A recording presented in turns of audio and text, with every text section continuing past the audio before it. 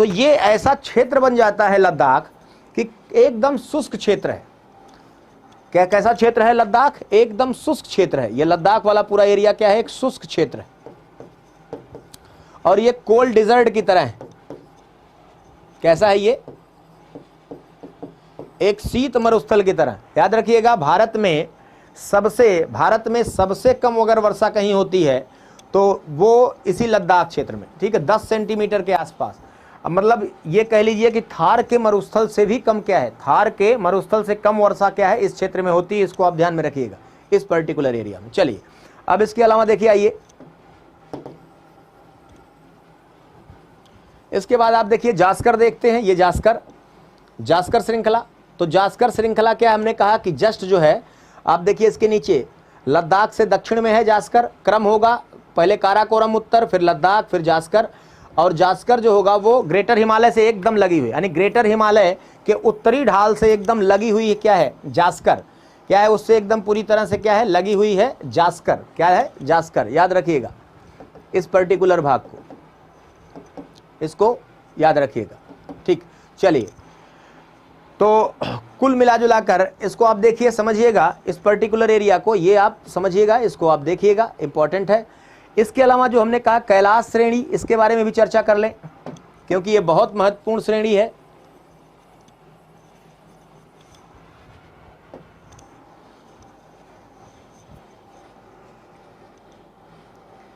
देखिए काफी देर से आप लोग चर्चा कर रहे हैं। देखिए एक बात याद रखिए, सबसे ऊंची चोटी अगर भारत में पूछे, बस सिंपल सी बात समझिए, अगर भारत में सबसे ऊंची चोटी पूछे और K2 दिया है, अधिकृत रूप, भारत तो अपना भाग मानता ही है ना, ध्यान से देखिएगा। अगर मान लीजिए सीधे सीधे खाली पूछे भारत की सबसे ऊंची चोटी कौन, और उसमें K2 दिया है तो आप K2 को मारिएगा। ठीक है, भारत में सबसे ऊंची अगर K2 उसमें दिया है तो आप K2। अगर खाली पूछे कि ठीक है कि भारत के जो अधिकार क्षेत्र में जो भूभाग है उसमें सबसे ऊंची चोटी क्या है, तब जो है आप कंचनजंगा पे जाएंगे। ठीक है ना, इस बात को आप ध्यान में रखिएगा, तब आप कंचनजंगा को जाएंगे। अगर मान लीजिए उसमें K2 भी रहता है और सीधे सीधे पूछता है तो इसका मतलब वो, ठीक है, अलग से उसको कहीं उसमें कुछ और नहीं दे रहा, सीधे सीधे खाली कि भारत की सबसे ऊंची चोटी कौन है, और हमने कहा K2 उसमें दिया है तो आप K2 को मानिएगा। ठीक है, चलिए, नहीं है तो बाकी कंचनजंगा है। अब इसमें देखिए कैलाश श्रेणी जो है, कैलाश रेंज आप देख पा रहे हैं, ये कहिए कि पार हिमालय का भाग है। तिब्बत पठार पर आप देखिए, तिब्बत पठार यहाँ इस एरिया में आप देखिए, ये जो कैलाश है 3 महत्वपूर्ण नदियों का उद्गम स्रोत है। ठीक है, एक आपने देखा यहाँ से निकलकर एक नदी इधर सिंधु नदी जो है, सिंधु नदी वो लद्दाख और जास्कर के बीच से आगे बहती है, लद्दाख और जास्कर के बीच से बहती है सिंधु। तो एक तो सिंधु नदी का उद्गम हो गया यहीं से। इधर आप देखिए ये बह रही है सांगपो या ब्रह्मपुत्रा, इसका आगे नाम चलकर भारत में पड़ेगा। तो ये नदी है जो आपका ब्रह्मपुत्रा या सांगपो। और एक आप देखिए यहीं से क्या है, यहीं से निकलकर एक जाती है जिसको आप जानते हैं कौन सी, सतलज।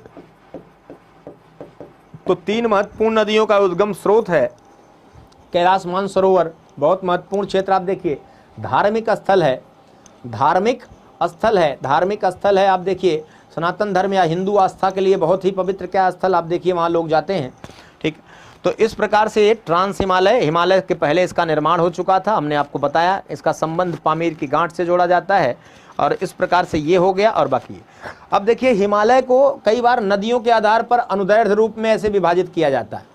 तो नदियों के आधार पर जो विभाजन है वो सीधा सीधा है, देख लीजिए उसको भी। एक और चीज इसमें देख लीजिए,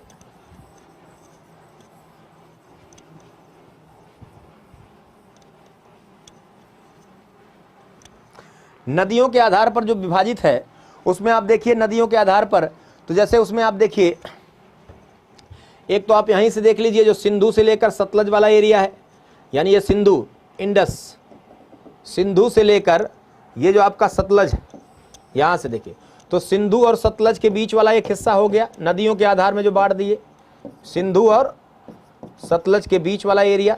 ठीक है, तो 5 नदियों का, सिंधु, झेलम, चिनाब, रावी, सतलज, सतलज की एक सहायक है ब्यास। तो ये जो एरिया इसको आप पंजाब हिमालय कहेंगे, 5 नदियों के बीच का एक है, तो इसी को आप पंजाब हिमालय या इसी को कश्मीर हिमालय भी कहा जाता है, कश्मीर हिमालय, पंजाब हिमालय। तो किसके किसके बीच हमने कहा, ये आपका जो है ये देख रहे हैं आप, नदियों के आधार पर डिवीजन है, सिंधु और सतलज के बीच वाला हिस्सा। फिर आप देखेंगे सतलज और ये जो इधर की तरफ एक नदी है काली, कौन सी नदी है, काली नदी है, सतलज और काली नदी। यहाँ देखिए भारत और नेपाल की सीमा पर एक नदी बहती है काली, जिसको आगे आप शारदा नदी के नाम से जानते हैं। तो सतलज और काली के बीच वाला जो एरिया है इधर आप देखिए, ठीक है, सतलज और काली, इसको आप कुमाऊं हिमालय कहते हैं। कुमाऊं हिमालय, हिमाचल और कुमाऊं हिमालय, हिमाचल और कुमाऊं हिमालय, वैसे कुमाऊं हिमालय का आप नाम देते हैं, कुमाऊं हिमालय। फिर काली से लेके आ जाइए इधर, काली से लेकर तीस्ता, इधर जो आपका सिक्किम है, सिक्किम, तो एक नदी है तीस्ता नदी है, जो आप जानते हैं भारत से निकलकर सिक्किम से निकलकर वेस्ट बंगाल होते हुए जाकर बांग्लादेश में ब्रह्मपुत्र से मिल जाती है। तो काली और तीस्ता के बीच आप देख रहे हैं ये पूरा नेपाल हिमालय इसको बोलेंगे। और तीस्ता और दिहांग, इसी जो नामचा बरवा जो आप देख रहे हैं, नामचा बरवा 7,756 जो मीटर, इधर आप देखिए हाइट इसकी, नामचा बरवा से ही यही घूमकर सांगपो जो है दिहांग के नाम से प्रवेश करती है। दिहांग अरुणाचल में दिहांग के नाम से। तो तीस्ता और दिहांग के बीच वाला जो हिस्सा है इसको आप क्या कहते हैं, असम हिमालय, अरुणाचल हिमालय, इसी को असम हिमालय या अरुणाचल हिमालय के नाम से भी क्या है जानते हैं। तो नदियों के आधार पर इधर आप देखिए जो इधर वाला एरिया है, ठीक है, नामचा बरवा के दक्षिण वाला जो एरिया, नामचा बरवा के दक्षिण एरिया, यानी हमने कल बात किया था नामचा बरवा के दक्षिण वाला, जिसको आपने देखा था अरुणाचल में पटकाई बुम, फिर नागालैंड में नागा हिल्स, फिर मणिपुर में मणिपुरी हिल्स, फिर मिजोरम में मिजो हिल्स, ये सब क्या है पूर्वांचल हिमालय। क्या कहे जाएंगे, पूर्वांचल हिमालय। क्या कहे जाएंगे, पूर्वांचल हिमालय कहे जाएंगे। तो अगर यहाँ भी बंटवारा देखें तो दिहांग से लेकर इधर आप देखिए, दिहांग से लेकर एक नदी है बराक नदी। तो बराक जो है नदी, उसकी पूरे हिस्से को जो है बोलेंगे बीच में, उसको पूर्वांचल हिमालय के नाम से भी क्या है जानते हैं। तो इसको भी आपको क्या है ध्यान में रखना। अब आप देखिए हिमालय पूरी तरह से कितने राज्यों में, तो आप देख पा रहे हैं, अगर वैसे तो आप देखिए लद्दाख और लेह लद्दाख और जम्मू कश्मीर 2 यूनियन टेरिटरी हो गई, तो दोनों यूनियन टेरिटरी से उधर गुजरेगा। बाकी मुख्य राज्यों में आप कह लीजिए हिमाचल प्रदेश, उत्तराखंड, इधर सिक्किम और इधर अरुणाचल, इतने राज्यों में क्या है, मूल रूप से इतने राज्यों में जो है हिमालय जो पूर्व पश्चिम वाला है, इतने राज्यों।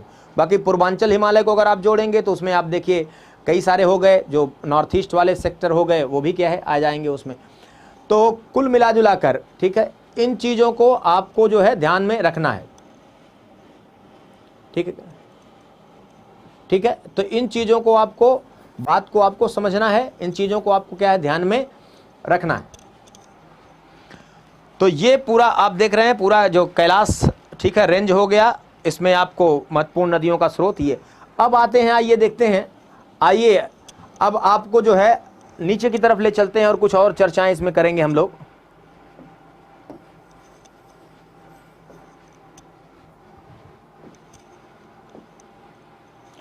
अब थोड़ा मैदानी क्षेत्रों को देखते हैं, आइए, महत्वपूर्ण है, मैदानी क्षेत्रों को देखते हैं।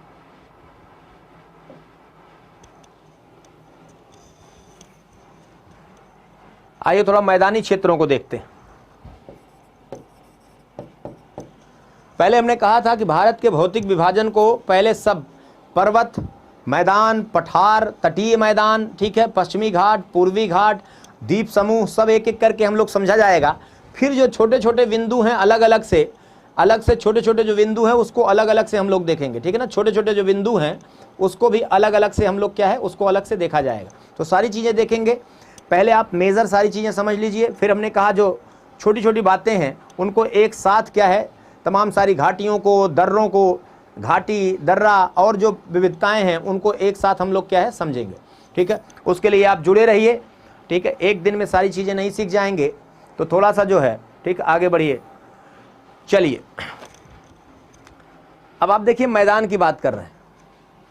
अब हमने आपको बताया था, ये आप देखिए पूरी तरह से हिमालय यानी शिवालिक के बाद, और इधर जो आप देख रहे हैं ये आपका अरावली है, ये आपका छोटा नागपुर पठार है, ये देखिए यहां अरावली है,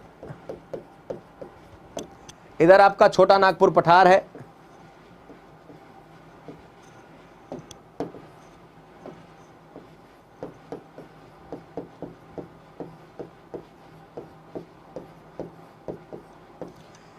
इसके बीच में आप देखिए, मतलब ये प्रायद्वीपीय पठार है, इसके बीच यानी हिमालय को जो पठार से जोड़ता है, ठीक है, हिमालय को जो पठार से जोड़ता है, हिमालय को पठार से जो जोड़ता है, ठीक है। चलो आगे बात करेंगे। गारो खासी जयंतिया शिलांग पठार में आती हैं, मेघालय पठार में आती हैं, उसको भी पढ़ेंगे, ठीक है। पूर्वोत्तर के पहाड़ी भागों को याद रखिएगा, जब अभी पठारी भाग पढ़ने लगेंगे तो वो चूंकि गारो खासी जयंतिया वो शिलांग पठार का, ठीक है, गारो खासी जयंतिया जो है वो शिलांग पठार का हिस्सा है, मेघालय पठार का, वो इसी प्रायद्वीपीय पठार का भाग है, उसको भी आपको समझाएंगे, ठीक है, उसको आपको आगे भी समझाएंगे। जब प्रायद्वीपीय पठार देखेंगे तो वो पहाड़ी क्षेत्र है। चलिए यहाँ आप देखिए, तो हमने कहा अरावली ये है एक छोर पश्चिमी प्रायद्वीपीय पठार का, इधर वाला, इधर आप देखिए ये छोटा नागपुर पठार है, ये उल्टे त्रिभुज के आकार का, ये नीचे कन्याकुमारी तक, नीचे कहाँ,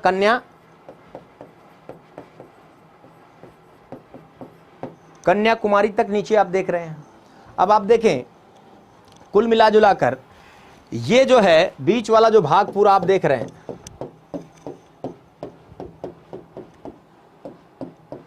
ठीक है। आप देखिए इसमें बहुत सारा, अगर ओवरऑल देखें, अब इधर तो आप देखिए पूरा सिंधु वाला पाकिस्तान वाला भी क्षेत्र है, यानी ये मैदान अगर फिजिकल तौर पर पूरा देखें तो इधर देखिए सिंधु वाला पूरा मैदान है, भारत में इधर देखिए मूलतः इधर पाकिस्तान में पंजाब वाला मैदान है ही है, भारत के भी इस हिस्से में पंजाब जिसको आप कहते हैं पंजाब का मैदान, तो इधर पंजाब वाला यानी सिंधु उसकी जो सहायक हैं, खासकर जो सतलज भारत से गुजरती है, सतलज वाला एरिया, सतलज ब्यास ये सब एरिया, ठीक है। उधर आप इधर की तरफ आप देखिए गंगा यमुना, यमुना और गंगा नदियों को समझाएंगे आगे, ये पूरा एरिया, ये इधर से आती है ब्रह्मपुत्रा, इधर देखिए बांग्लादेश में प्रवेश की, तो ये यानी प्रायद्वीपीय पठार, ये प्रायद्वीपीय पठार और हिमालय के बीच का जो पूरा एरिया आपको दिखाई दे रहा है। मैदान क्या है, एक समतल क्षेत्र होगा, मैदान क्या होता है, ठीक है, ठीक है, समय आएगा मैराथन का भी समय आएगा, ठीक है, महामैराथन का भी समय, पहले आप छोटे छोटे बिंदुओं को पढ़ लीजिए, फिर उसके बाद महामैराथन जो है, ठीक है, वो भी होगा। पहले आप चीज़ें चलिए, क्लास चलेगी ये, पहले आप चीज़ों को समझिए, फिर जो है सारी बातें होंगी। अभी आप व्यापक तौर पर संरचनाओं को समझिए। तो बीच वाला जो एरिया आप देख रहे हैं पूरा मैदानी क्षेत्र, तो मैदान क्या होता है, अपेक्षाकृत एक समतल क्षेत्र होगा और सागर तल से इसकी ऊंचाई ज़्यादा नहीं होती है, ठीक है, तो ये सागर तल के काफ़ी करीब होगा, ऊंचाई ज़्यादा नहीं होगी, एक समतल मैदान होगा, समतल क्षेत्र होगा। और ये जो क्षेत्र होता है मैदानी जो क्षेत्र है, देखिए प्रायद्वीपीय पठार अभी बताना है तो उसमें बहुत सारा पठार पहाड़ी ये सब आएगा, तो इसलिए दक्षिण वाला जो आप लोग कह रहे हैं वो सब होगा, ठीक है, वो आपको सब दिखेगा, सब होगा। तो ये जो बीच का क्षेत्र आप देख रहे हैं, बीच का प्रायद्वीपीय पठार और हिमालय के बीच में, हमने कहा ये मैदानी क्षेत्र है, क्या है, मैदानी क्षेत्र है, ठीक है। गारो खासी जयंतिया दक्कन पठार का भाग नहीं है भाई, कौन दक्कन पठार का भाग उसको बता रहा है, कहाँ कहाँ से जोड़ रहे हैं। दक्कन पठार बेटा नीचे है महाराष्ट्र, ठीक है, दक्कन पठार का नहीं, उसको कहो छोटा नागपुर पठार का भाग है, गारो कृष्णा, ठीक है। तो जो चीज़ें हैं उसको ध्यान से समझिए, पहले सुनिए, देखते रहिए, फिर जो है भटको मत इधर उधर, एक एक क्रम से देखो। हमने कहा जैसे एक दिन में सब कुछ नहीं होगा, समय के साथ सारी चीज़ें अभी एक एक करके करवाई जाएंगी, ठीक है। चलिए, तो ये जो आप देख रहे हैं इसमें जो मैदानी जो भाग है ये जमाव से निर्मित है, मलबे के अवसादों के जमाव से निर्मित। कहाँ से अवसाद आया ये और कहाँ जमा हुआ, तो आपने देखा कि जो इंडियन प्लेट हमने कहा था टकराई थी, इंडियन प्लेट इधर से देखिए ये इंडियन प्लेट है ऐसे, और इधर से जो एरिया था कौन सा था, यूरेशियन प्लेट, इनके बीच में जो टेथिस था, टेथिस का मलबा वो उठकर क्या बन गया, हिमालय पर्वत के रूप में बदल गया। और ये जो प्लेट जो सबडक्ट की जो छेपित हुई, तो उससे जो गर्त का भाग था, यानी जब प्लेट एक सबडक्ट होती है, छेपित होती है तो एक पूरा क्या है, गर्तनुमा एक आकृति निर्मित होती है। तो उसी में आप कह लीजिए, जैसे कुछ लोग कहते हैं कि टेथिस का बचा हुआ भाग है, जो मैदानी क्षेत्र है उसको टेथिस जो था सागर, उसका बचा हुआ भाग मानते हैं, संभव है। और साथ ही साथ क्या है, जो गर्त था यानी जो प्लेट का क्षेपण हुआ तो उससे जो गर्त निर्मित हुआ तो वो वाला भाग है। तो वहां क्या है, यानी यही एक प्रकार से कह लीजिए कि जो बचा हुआ भाग है, जो दोनों प्लेटों के बीच का जो बचा हुआ गर्त का अवशिष्ट भाग है, जाहिर सी बात है वो टेथिस का भी भाग है ही है क्योंकि पूरा मलबा था। तो इसी में बड़े पैमाने पर जो हिमालय से आने वाली नदियाँ, बहुत बड़े पैमाने पर जो हिमालय कुछ पहले की थी, ठीक है, कुछ जैसे ग्रेटर हिमालय बन गया तो बहुत सारी चीज़ें नदियाँ वहाँ से फिर निकली, फिर उन्होंने मिडिल और शिवालिक को काट कर अपना रास्ता बनाया, ठीक है, कुछ पहले से थी। तो इस प्रकार से कह लीजिए कि नदियाँ जो हैं हिमालय से निकलने वाली पहले की, कुछ बाद में, बड़े पैमाने पर क्या है, उन्होंने क्या हुआ, मुलायम चट्टान थी, सबसे नया पर्वत बना है चट्टान, इस मुलायम संरचना है, कटाव आसान है। पूरे हिमालय में आप क्या कहेंगे, ध्यान से समझिएगा, हिमालय में मिक्सअप टाइप का है। कभी पूछे तो हिमालय के निचले भागों में पुरानी चट्टानें भी मिलती हैं, ग्रेनाइट चट्टान, बहुत पुरानी चट्टान भी प्राप्त होगी, समझ रहे हैं। और जो नया मलबा था उसमें चूना पत्थर भी बहुत बड़े पैमाने पर अवसाद भी प्राप्त होगा, चूना पत्थर का भी। तो हिमालय एक ऐसा क्षेत्र है कि जहां पुरानी और नवीन दोनों प्रकार के अवसाद पाए जाएंगे। हमने कहा ग्रेनाइटिक संरचना, पुरानी आर्कियन चट्टानें भी मिलेंगी, आर्कियन मतलब सबसे पुरातन चट्टानों में से, और जो नवीन जो अवसादी जो चट्टानें हैं चूना पत्थर वगैरह की, वो भी क्या है इसमें पाई जाती हैं, ठीक है, चूना पत्थर, बलुआ पत्थर, कांगलोमरीन, बहुत सारी ऐसे चट्टानें वो भी पाई जाएंगी, इसको याद रखिएगा। तो इसी मलबे के जमाव से कुछ नदियां ऐसी भी थीं जो प्रायद्वीपीय भारत से इधर की तरफ आ रही थी, वो भी आई। तो इन्हीं के जमाव से पूरा हमारा क्या बन गया, मैदान, पूरा क्या बन गया, मैदान। भारत में इसको आप गंगा के मैदान के नाम से जानते हैं, गंगा के मैदान, उत्तर भारत का मैदान आप गंगा के मैदान के नाम से जानते हैं, ठीक है। अब ये पूरा अगर आप मैदान देखें, गंगा का मैदान जिसको आप कहते हैं, तो आप कहते हैं लगभग 2400 किलोमीटर की लंबाई में पश्चिम से पूरब फैला है। लेकिन याद रखिए, अगर हम इसमें पूरे पंजाब से लेकर यानी इधर सिंधु से पूरा एरिया देखिए, जो सिंधु वाला जो एरिया है, ठीक है, जो पंजाब वाला, अगर उससे लेकर यहाँ असम तक जोड़ दें तो ये 24 नहीं लगभग 3200 किलोमीटर का एरिया हो जाता है। तो मूल रूप से जो भारत में उत्तरी भारत का मैदान है, गंगा का मैदान हम कहते हैं, हमने कहा करीब 2400 किलोमीटर का एरिया, ठीक, पूरब से पश्चिम फैला। और हमने कहा अगर पूरी तरह से जोड़ दें इसमें, ठीक है, जो पंजाब उधर सिंधु और सहायक नदियों और इधर जो है ब्रह्मपुत्रा का पूरा मैदान, तो करीब क्या है, हमने कहा करीब 3200 किलोमीटर का क्या है, लंबा मैदानी एरिया ये होगा। तो वैसे मूलतः आप 2400 किलोमीटर एरिया जो है मुख्य मूल जो गंगा का मैदान, उसको आप देखिए और उसको समझिए। अब इस पर भी देखिए क्या है, ये जो है ये भी क्या है, इसमें गहराई जो है वो औसतन कहिए 1000 से 2000 मीटर के बीच गहराई है, अवसादों की गहराई 1000 से 2000 मीटर के बीच में, ठीक है। इसमें आप देखेंगे कि जो इधर ढाल है, जैसे कि आप देख रहे हैं उत्तर से दक्षिण, ढाल किधर से, उत्तर से दक्षिण, और इधर से देखेंगे आप तो इसको कहेंगे उत्तर पश्चिम से किधर, दक्षिण पूरब की तरफ, उत्तर से दक्षिण या उत्तर पश्चिम से दक्षिण पूरब की तरफ इसका ढाल है। जो अवसाद की मोटाई है वो पश्चिमी भाग में ज़्यादा है। कभी पूछे तो याद रखिएगा, अवसादों की मोटाई पश्चिमी भाग में ज़्यादा है, मोटाई गहराई कह लीजिए ज़्यादा है, ठीक है। पूर्वी भाग में कंपेटिवली क्या है, कम है। अब ये जो मैदान है इसमें भी आप बंटवारा करेंगे तो यहाँ भी आप देखिए इसको कैसे बांटते हैं, 4 भागों में बांटते हैं मैदानों को। देखिए भाबर, तराई, फिर बांगर, फिर खादर,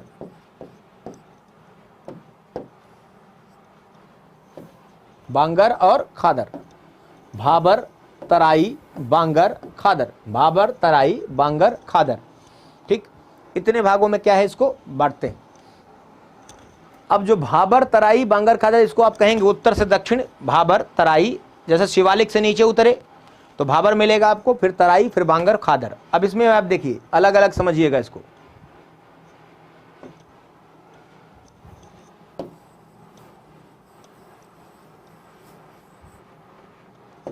जो भाबर वाला एरिया है, जिसको आप भाबर वाला एरिया कहते हैं, वो आप समझिएगा, वो जैसे ही आप क्या है, जैसे आप यहां से उतरे शिवालिक से नीचे उसको बोलेंगे पर्वत पदीय क्षेत्र, उसी को पीडमॉन्ट एरिया भी बोलते हैं। क्या बोलते हैं, पीडमॉन्ट, क्या बोलते हैं उसको, पीडमॉन्ट एरिया जो है, पीडमॉन्ट एरिया भी बोलते हैं, पर्वत पदीय क्षेत्र है।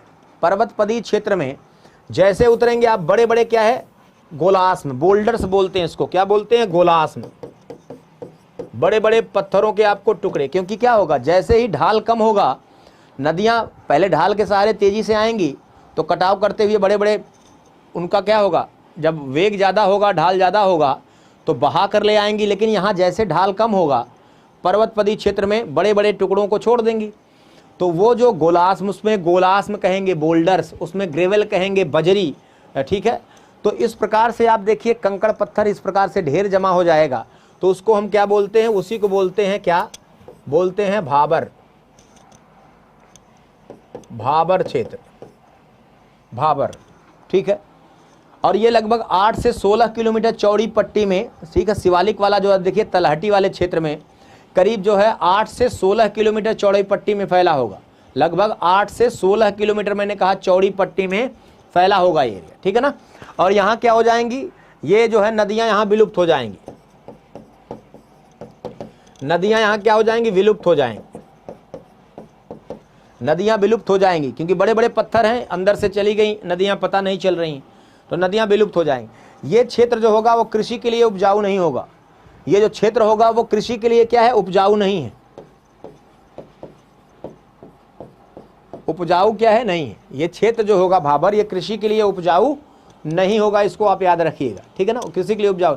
यहाँ आप देखेंगे जो गहरी जड़ों वाले वृक्ष हैं, ठीक है, क्योंकि हल्की जड़ वाले रहेंगे उखड़ जाएंगे, तो कंकड़ पत्थर है नीचे तक, जो गहरी जड़ों वाले वृक्ष हैं आप देखेंगे इस क्षेत्र में पाए जाएंगे। और बहुत सारे क्या आप इस एरिया में नेशनल पार्क भी आपको दिखाई दे जाएंगे, ठीक है। आपको इस एरिया में नेशनल पार्क अलग से पढ़ाएंगे, नेशनल पार्क, ठीक है, अलग से नेशनल पार्क आपको पढ़ाएंगे, दिखाएंगे, अलग इन्वायरमेंट इकोलॉजी में है, लेकिन इसमें भी आपको अलग से चीज़ों को बताएंगे, ठीक है, एक साथ करके।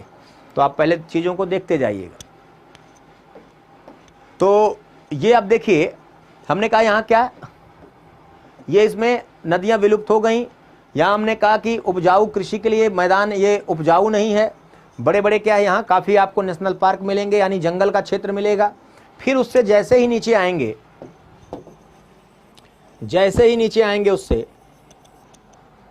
फिर से आपको एक क्या है, करीब करीब भाबर के जैसे नीचे आप देखेंगे आपको एक ऐसा क्षेत्र मिलेगा, भाबर से नीचे देखिए, भाबर से नीचे जैसे आप आएंगे आपको मिलेगा तराई, भाबर से नीचे आपको क्या मिलेगा, तराई रीजन मिलेगा, तराई, तराई आप जानते हैं, ठीक है। आप यहाँ से लीजिए, बिहार से लेकर बिहार उत्तर प्रदेश उत्तराखंड तक चले जाइए, तराई क्षेत्र आपको। तो तराई जो क्षेत्र होगा वो अपेक्षाकृत क्या होगा, एक समतल मैदान होगा। और जैसे ही आप देखिए तराई एक समतल थोड़ा एरिया मिला, तो जैसे जो भाबर में नदियाँ विलुप्त हुई थी वो तराई में फिर से प्रकट हो गई, तो फिर से क्या हुआ, अब वहाँ जल जमाव की स्थिति हो गई। तो तराई में क्या आप देखेंगे, जल जमाव, तराई में आप जल जमाव देखेंगे, जल जमाव की स्थिति होगी। ये करीब 15 से 30 किलोमीटर चौड़ी पट्टी हो सकती है। ये जो तराई आप देख रहे हैं, हमने कहा इसकी चौड़ाई जो है ये करीब 15 से 30 किलोमीटर की क्या है, चौड़ी पट्टी में भाबर से दक्षिण की तरफ जो है ये फैली होगी। तो यहाँ क्या है, नदियाँ फिर से, नदियाँ क्या है, नदियाँ फिर से क्या है, आप देखिए नदियाँ फिर से क्या है, उभर आई, ऊपर चली आई, नदियाँ ऊपर आ गई वापस। और फिर क्या होगा, ये जल जमाव का क्षेत्र होगा। तो आप कहेंगे जो तमाम मच्छर जनित बीमारियां, जैसे आप गोरखपुर, देवरिया, सिद्धार्थनगर, महाराजगंज जो आप देखते हैं, अगर यूपी के आप हैं आसपास उधर, तो जो तमाम ये पूरा एरिया आप देखिए तराई वाला, बड़े पैमाने पर क्या मच्छर जनित बीमारियां होंगी। जापानी इंसेफेलाइटिस आपने गोरखपुर में तांडव देखा था। तो मच्छर जनित बीमारियों का जो वेक्टर जो हैं, यानी मच्छर जनित बीमारियों का क्या होगा, घर होगा ये। क्योंकि जल जमाव की स्थिति कितना भी आप दूर करें, हालांकि उसको प्रोटेक्ट किया जा सकता है, उससे उसके तमाम समाधान हैं, लेकिन फिर भी वो नेचुरल एक प्राकृतिक क्षेत्र है कि वहाँ क्या है, आप समझें कि वहाँ जल जमाव होगा ही और मच्छर जनित जो है बीमारियों की संभावना रहेगी, ठीक है। हालांकि उसके बचाव के लिए पहले से अगर किए जाएंगे प्रयास तो वो समस्या नहीं आएगी। चलिए, तो ये वाला एरिया अब ये उपजाऊ है काफ़ी, तराई काफ़ी उपजाऊ, ठीक है। हालांकि प्राकृतिक रूप से पूरा जंगल था। तराई जो पूरा आप देखेंगे अर्ध सदाबहार प्रकार के क्या है, अर्ध सदाबहार प्रकार के जंगल थे बहुत बड़े पैमाने पर तराई वाला। लेकिन जो हमारा जब विभाजन हुआ 1947 में भारत का, तो बड़े पैमाने पर जो शरणार्थी आए उनको बसाने के लिए इन जंगलों को खूब काटा गया। और अभी भी आप जानते हैं बसाने के लिए या कृषि के लिए बहुत बड़े पैमाने पर अभी भी इनकी कटाई क्या है, जारी है। तो अब पहले कितने घने नहीं रह गए या पहले की तरह नहीं रह गए, बहुत कम हो गए हैं। लेकिन ये जंगली क्षेत्र था, प्राकृतिक रूप से क्या है, जंगल था काफ़ी। अब कृषि में क्या है, काफ़ी उपजाऊ क्षेत्र है। यहाँ आगे हम लोग जब बात करेंगे तो देखेंगे गन्ना और चावल दो सबसे महत्वपूर्ण, ठीक है, गन्ना जो है, गन्ना और जो चावल दो बहुत महत्वपूर्ण क्या है, गन्ना और चावल दो महत्वपूर्ण क्या है, फसलें हैं इन क्षेत्रों में। किसमें, तराई में। तो भाबर रीजन हमने बताया सबसे पहले, फिर क्या बताया, तराई रीजन। भाबर के दक्षिण में क्या है, तराई रीजन। जल जमाव का क्षेत्र है, समतल एरिया है, 15 से 30 किलोमीटर की मैंने कहा चौड़ी पट्टी में फैला हुआ है, इसको आप ध्यान दीजिएगा, ठीक है। और इसमें क्या है, कृषि के लिए काफी उपजाऊ क्षेत्र है। इसके बाद जब आप चलेंगे तो आप देखेंगे बांगर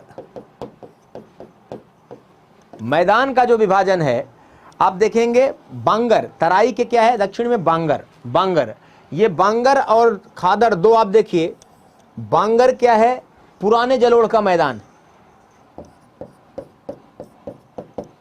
पुराना जलोढ़ मैदान। बांगर, बांगर पुराना जलोढ़ मैदान है। क्या है, बांगर जो है पुराना जलोढ़ मैदान है। बांगर पुराना जलोढ़ मैदान है, इसको याद रखिएगा। जो बांगर रीजन है, नदियों द्वारा जो पुराना जलोढ़ का मैदान था लाकर जमा किया, उसको हम क्या बोलते हैं, बांगर, ठीक है ना। और जो नया जो है जलोढ़ का मैदान है, उसको हम बोलते हैं खादर। जो नया जलोढ़ का मैदान है, नया जलोढ़, उसको क्या बोलते हैं, खादर। तो जो खादर वाला एरिया है, वहां बार बार बाढ़ की समस्या आप देखेंगे। निचले क्षेत्रों में जो आप देखेंगे सर, निचले क्षेत्रों में इधर बिहार, इधर पश्चिम बंगाल, ये सब एरिया, पूर्वी उत्तर प्रदेश इधर की तरफ, तो जो खादर क्षेत्र है वो नवीन जो है, आप समझिएगा, जो खादर क्षेत्र है, ठीक है, जो नवीन क्षेत्र है, जो नवीन बाढ़ का मैदान है, वो जमाव का मैदान, उसको हम खादर बोलते हैं। सबसे उपजाऊ है, लेकिन बाढ़ की समस्या से ग्रसित रहता है। और जो बांगर है वो थोड़ा सा ऊंचाई वाला एरिया है, खादर की तुलना में पुराने बाढ़ का मैदान है, तो कृषि के लिए उपजाऊ भी है और बहुत ज़्यादा क्या है, आप आबादी देखेंगे, ठीक है, बहुत सारी क्या है, आबादी वहाँ पाएंगे, देखेंगे आप। तो इस प्रकार से आप कहें कि मैदानों का विभाजन हमने कहा कि एक तो भाबर, तराई, बांगर और खादर के आधार पर आपने किया, ठीक। इसके अलावा भी इसका विभाजन होता है, जैसे आप गंगा के मैदान को ऊपरी गंगा मैदान, मध्य गंगा मैदान और निचले गंगा मैदान, इन मैदानों क्षेत्रों में क्या है, बांट सकते हैं। तो चूंकि समय जो है आपका समाप्त हो रहा है अभी जो है एकदम, चलिए तो आगे जो है, चूंकि समय आज अभी समाप्त है, समय आपका 7 से 8:30 बजे तक है, तो अभी यहाँ तक चर्चा आज यहीं तक रखेंगे। अब नेक्स्ट क्लास में हम लोग जो है, जो कुछ मैदानों का और विश्लेषण है उसको करेंगे, देखेंगे। और फिर प्रायद्वीपीय पठार और पहाड़ी, जो प्रायद्वीपीय पठारी भाग हैं, पहाड़ी भाग हैं, उनको क्या है विस्तार से, तटवर्ती मैदान, पश्चिमी घाट, पूर्वी घाट, इन सब के बारे में, द्वीप समूहों के बारे में और मरुस्थल के बारे में, इन सब के बारे में विस्तार से क्या है चर्चा करेंगे। तो ध्यान से चीज़ों को रुक कर ठहर कर देखेंगे तो सब समझ में आएगा, ठीक है।